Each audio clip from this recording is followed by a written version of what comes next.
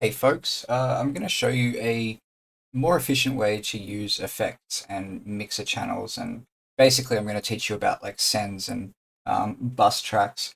Um, the reason I want to show you this is because it's just more efficient. You'll save CPU, especially if you're doing like glitchy stuff. It uses like multi-effect plugins like Infiltrator, which use a lot of CPU, and so this is you can use one instance to affect multiple like instrument tracks or audio, whatever. So I'll play you what I've got at the moment.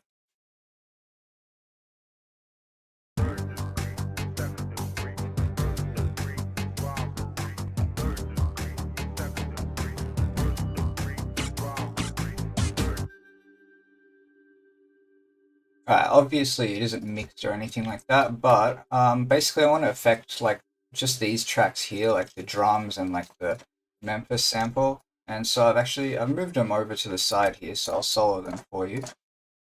So that's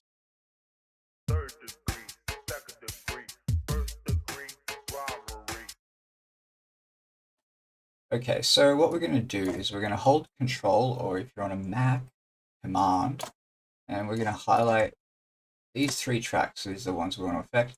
And you'll notice at the bottom here, you'll have like these little lines, these little arrows here. Um, if your mixer looks different, I mean, it won't look too different, but um, yeah, basically you can change how the mixer looks. Just here, there's like wide, compact, extra large. Good. Okay, so what we're going to do is we're going to highlight these three, and then we're going to right click the bottom here of an empty track. I'm going to hit route to this track only. And what you'll notice is these three, this little line here, it went from here, from audio going from here to the master. Now, these three tracks, they are going, the audio is getting sent into here, and then from here it goes to the master. So this means we can chuck on effects here, and it's going to affect all three, so that's really useful. So I made this patcher yesterday, and I'm going to use this actually. I'll put a link to this patch if you want it in the description. Basically, it's stuff, right? Um, Gotta unmute. Um, yeah, just remember to like name things because otherwise it can get really messy. And another useful technique is once you've like named your track, if it's like a send or a bus or whatever we've done here, if, like we've routed multiple tracks to it, what I like to do is right click it and go down to here where it says dock to left, middle, right, and dock it to the left or the right, it doesn't matter. And then what that does is basically um, you can see it's here. That's the track we just routed to. You can see it there. So I like to keep stuff there that's like bus sends and like bus tracks or whatever. And over here, I just kind of have some alternate ones as well. And so yeah, let's go back to our setting. We got this auto gross, and so I wanted to just kind of like randomize these patterns here. So I'll go up to here, right click the record button, and make sure you've got automation checked. Maybe uncheck the other ones. It's up to you. But for now, I just only want to record automation. So let's have a go.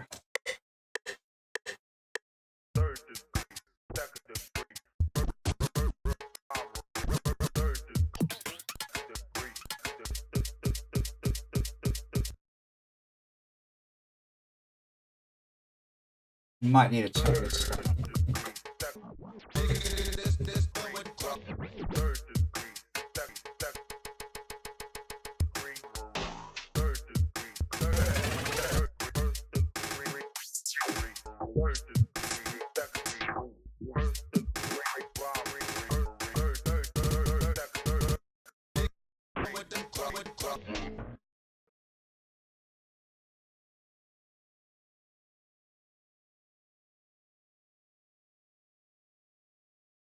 it seems to have recorded the like a track that I didn't want to record to there. You want to select an empty pattern when you do this, and it's generally best to. I don't know why they've designed this DAW like this. It's ridiculous, but yeah, you want to put the pattern there, like where you start the recording, so um, that way it's gonna like it'll appear there anyway. But if you haven't selected an empty track, it's gonna just put it into a random pattern, an empty pattern, I should say. Okay. Let me see.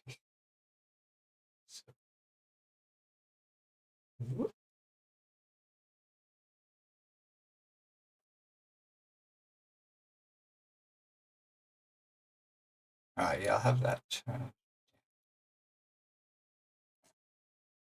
Okay, let's try the recording again. Okay.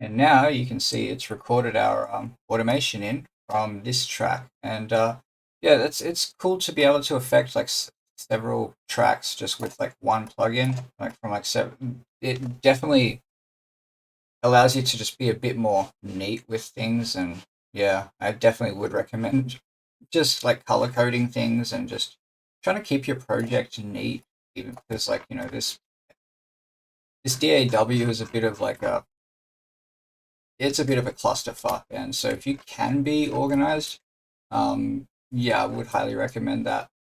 Just like simple things like say like if you drag in like a new instrument, like all you got to do to link it to the mixer so you can begin throwing effects on it is just like click it and hit Control L. You can see it's linked it up here. Um, you can like rename it just by like clicking this, pressing the R button after rename, and change the color. Uh,